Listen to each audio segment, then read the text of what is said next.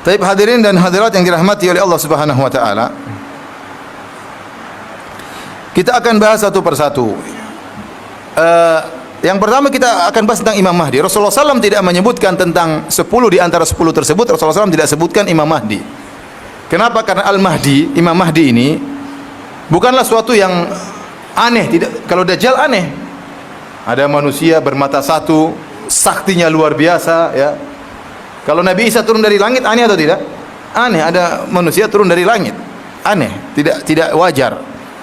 Kemudian ada matahari terbit dari barat, tidak wajar. Ada hewan bisa ngomong, tidak wajar. Imam Mahdi manusia biasa, dia wajar. Imam Mahdi dia manusia biasa. Cuma dia berada di zaman turunnya Nabi Isa alaihissalam. Oleh karenanya para ulama menyebutkan dia termasuk tanda-tanda besar hari kiamat, ya, karena dia muncul berbarengan dengan turunnya Nabi Isa alaihissalam. Imam Mahdi dijelaskan oleh Nabi SAW sifat-sifatnya, agar kita tahu bagaimana sifat-sifat Imam Mahdi, sehingga kita tidak selalu membenarkan kalau ada orang ngaku sebagai Imam Mahdi.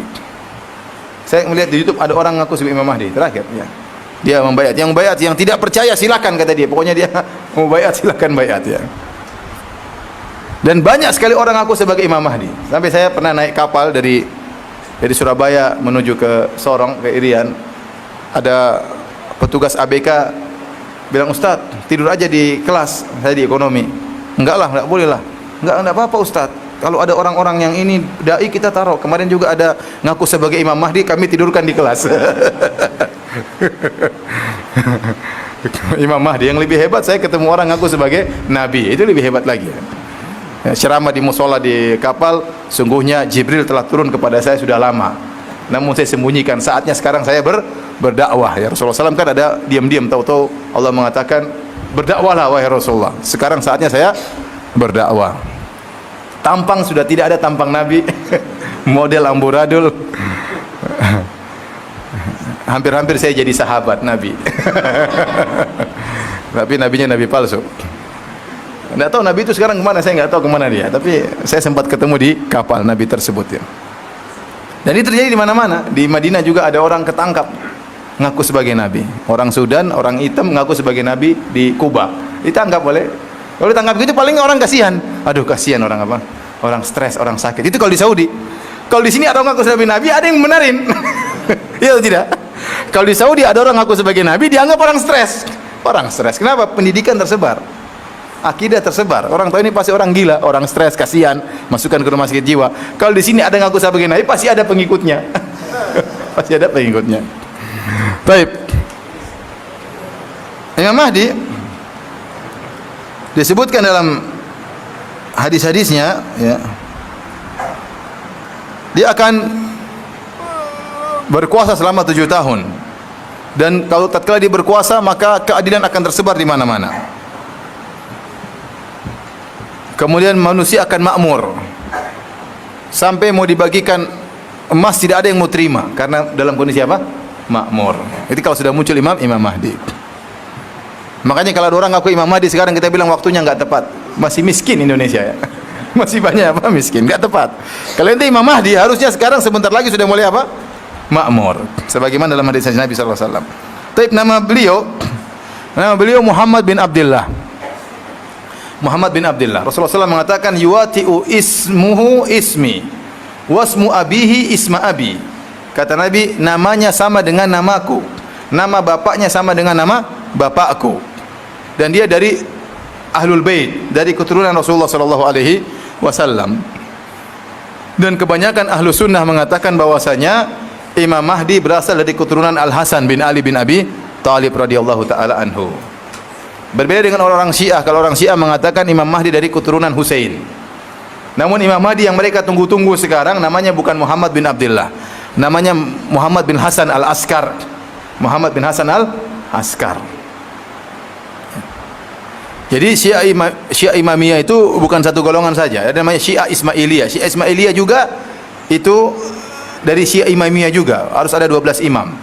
Tapi mereka berpisah tatkala ada imam keberapa, imam ke-6 kalau tidak salah, punya anak, ya, 2, satu ngikuti anak yang pertama, satu ngikuti anak yang lain.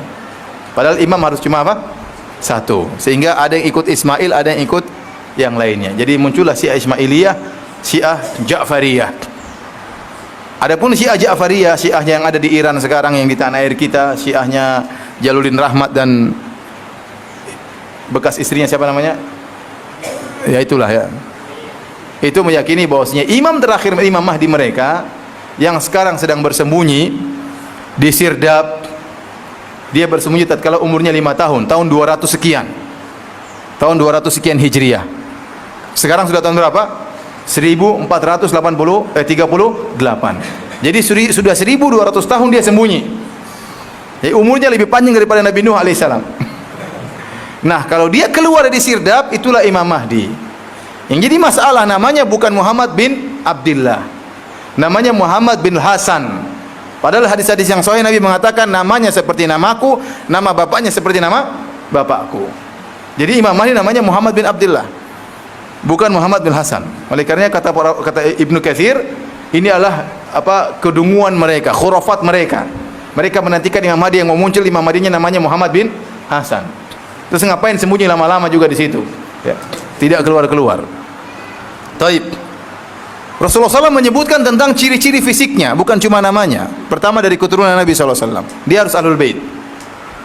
Ya, ini menunjukkan Ahlul Bait terjaga sampai hari kiamat, akan ada Ahlul Bait sampai munculnya Imam Mahdi. Kemudian Rasulullah SAW menyebutkan ciri-ciri fisiknya. Di antara ciri-ciri fisiknya Rasulullah SAW mengatakan ajlal jabhah. Bahwasanya ajlal jabhah itu ini apa namanya? Kata orang ini botak sebelah sini. Ya. Kemudian aknal anf, hidungnya mancung tapi tidak mancung seperti begini, tapi ada bengkok begini. Mancung tapi tidak lurus begini mancungnya, tapi agak apa? Agak bengkok. Itu cirinya Imam Mahdi. Jadi kalau ada orang ngaku Imam Mahdi hidungnya pesek, bilang Imam Mahdi ngawur.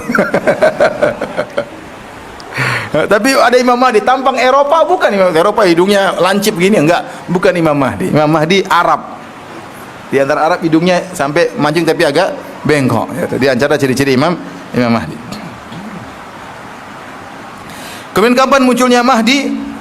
Kata dalam hadis sebutkan, ya, yaqtatilu inda kanzikum salasatun. Akan terjadi peperangan 3 orang di sisi harta kalian. Para ulama menafsirkan maksudnya di sisi Ka'bah. Terjadi pertentangan di antara 3 pemimpin. Kulluhum ibnu khalifah. Ini yang saya bilang hadis yang disalahpahami. 3 orang tersebut seluruhnya anak raja. Thumma yasiru ila wahidin minhum. Kemudian akhirnya dimenangkan oleh salah seorang dari 3 anak tersebut. Bertengkar akhirnya yang menang 1. Thumma tatalla ar-rayatu tatlu ar-rayatu sud min qibalil masyriq. Kemudian muncullah bendera-bendera hitam dari arah timur. Fayaktulunakum qatlan lam yaqtulhu qaumun. Maka pengikut bendera-bendera hitam ini akan memerangi kalian, membunuh kalian. Tidak pernah ada satu kaum yang bunuh seperti mereka. Kemudian Rasulullah SAW berkata, fa idza ra'aitumuhu fabai'uhu. Kalau kalian melihat orang yang bawa bendera hitam ini, maka baiatlah kepada dia. Walau habwan ala salji, meskipun harus merangkak di atas salju. Fa innahu khalifatullahil mahdi, karena dialah al-Imam Mahdi. Ini yang orang-orang pengikut ISIS berusaha menafsirkan hadis ini. Kata mereka, bendera-bendera hitam dari timur maksudnya dari apa? Suriah, dari Irak. Dan itulah pemimpin mereka Abu Bakar al-Baghdadi, Imam Mahdi. Padahal Imam Mahdi namanya siapa? Muhammad bin Abdullah. Enggak ada hubungannya Abu Bakar al-Baghdadi, enggak nyambung sama sekali. Sehingga orang-orang banyak yang berusaha membenarkan ISIS dari sisi ini, padahal tidak benar. Benar benderanya sama-sama hitam, tapi mereka bukan Imam Mahdi.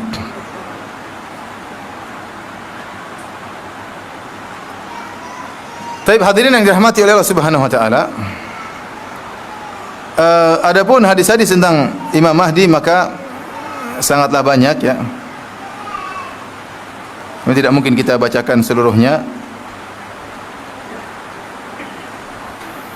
Di zaman Imam Mahdi inilah, ya, turunlah Nabi Isa alaihissalam. Dari Jabir bin Abdullah radhiyallahu taala anhu, beliau berkata, yanzilu Isa bin Maryam fayaqulu amirumuhul Mahdi ta'al salli bina. Di zaman pemerintahan Imam Mahdi muncul Dajjal, dan tidak ada yang bisa membunuh Dajjal kecuali Nabi Isa alaihissalam. Ini sepertinya di penghujung pemerintahan Mahdi. Maka turunlah Nabi Isa alaihissalam, turun. Waktu itu mereka hendak solat, Imam Mahdi dan pengikutnya hendak solat. Maka Imam Mahdi berkata, "Ta'al sholli bina, wahai Isa." Imam Mahdi tahu ini Nabi Isa alaihissalam. Imamlah kami. Jadilah imam, salatlah mengimami kami. Maka Nabi Isa berkata, "La, tidak. Inna ba'dahum amiru ba'dhin, takrimatullahi hadhil ummah."